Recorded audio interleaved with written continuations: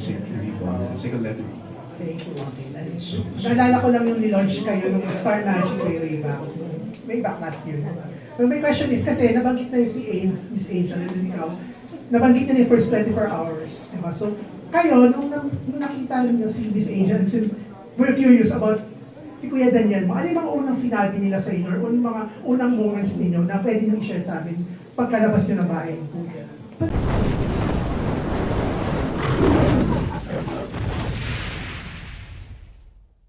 Paglabas ko po, pag salubong ko kay Kuya DJ, una niya pong sinabi sa akin na I'm proud of you. Yun po ang and then he just found me. And actually, di ba, quiet din si Kuya Daniel sa social media. Then, last few nights, bigla siyang nag-post ng support sa'yo talaga. Ah, really? Sa tweet, we saw it on X, nag-post siya ng ano, so... Wow! Thank you, Kuya! Yes. Sa pagboto yun, di ba? Yes, sa pag-voto. Nag-vote niya kami, oh, si DJ, parang, ikaw naman, Joaquin, how was it with you? Ano yung mga una sinabi si Miss Angel?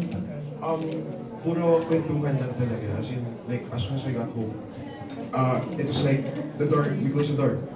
Okay, so, kasi kami ng apat na pamilya, like, my mom, my dad, Tita Angel, tsaka yung lola ko si Julo. As in, parang ano siya, like imagine you going home with your best friends after something crazy just happened.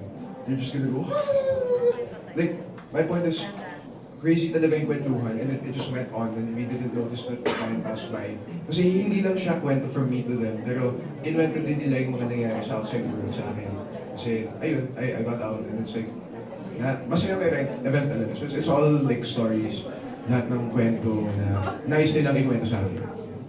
Thank you, guys. And tuwigan naman, okay, so you've always been known as a very good child actor. Pagod ka namin sa napakami mo, and nothing to say one more time, dear eight. And nanguturian lang kayong dalawa, super, my question now is, after PBB, how would you want people now to see you, to look at you? Kasi syempre, kumbaga, iba na to eh, parang nung pumasok ka to, wow. So how would you want people now to know or to look at you now? Yun nga po, kagaya po nung sinabi niyo, matagal na po ako sa industriya po. So, ang nakikita lang po nila is yung mga show ko po, yung mga characters ko po. But now po, siguro nung pagpasok ko ng PBB, siguro ang gusto ko pong makita po nila sa akin is si Miguel naman. Si Miguel Vergara naman po, hindi po yung mga characters niya, just me po, and how I'll grow inside the house. Kasi yun nga po, kagaya ng sinabi ko, habang kinikilala po nila ako, kinikilala ko din po yung sarili ko. So siguro yun na po yung gusto kong makita po nila sa akin dun sa BBB is kung sino si Miguel. Okay, last na lang. Kasi ngayon, syempre, uso yung mga shipping, mga love-to-love, mga ganun-ganun. Hindi ko alam kung gusto niyo magka-love or not. For if ever given the chance, sino yung gusto niyo maka-team up for a project? Kahit hindi naman exactly love, maka-team up na maka-pair. Yes. Pwedeng housemate, pwedeng Go, within the sparring, pwedeng kapuso. Pwede sa kapuso kung gusto niyo. Let's go, Miguel. Go, Miguel. Lahat kayo. Go, Miguel. Go, Miguel. Magkala sa si Tita Chris, mag-isip yung tanong. Sige mo. Siguro ano po, Ayaw mo yan, Ben. ayun, si... Let's go, Miguel.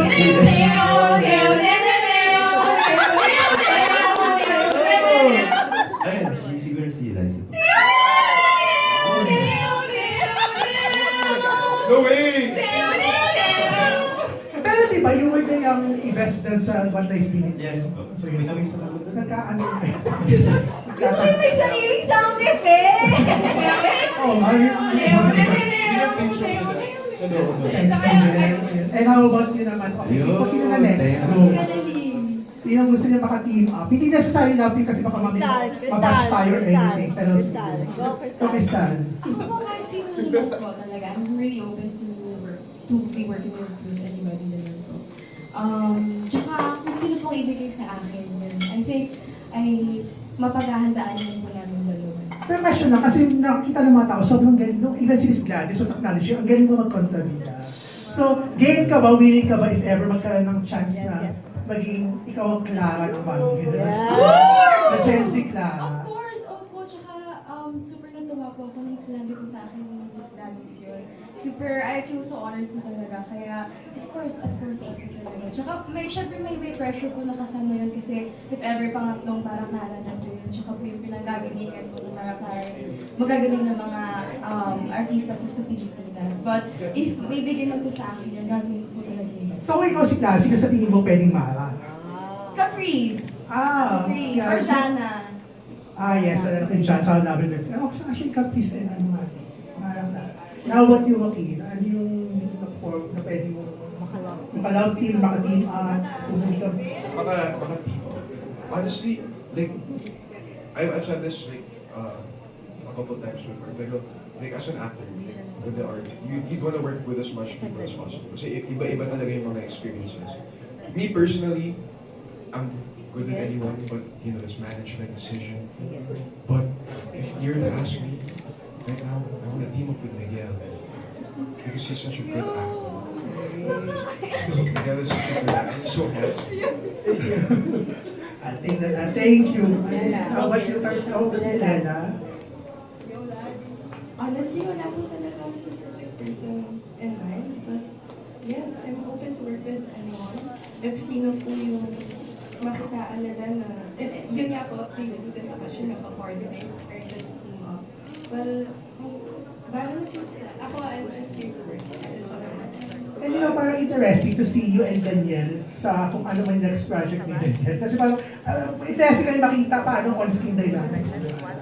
Yes, that would be fun. Pero ako po parang, wag ko muna. Hindi ko pa po kaya makipagsabayan kay Kuya. Gusto ko mag-practice muna. Parang ganun din yung thoughts niya on working with this agent. Ano, parang, and congratulations guys. Thank you.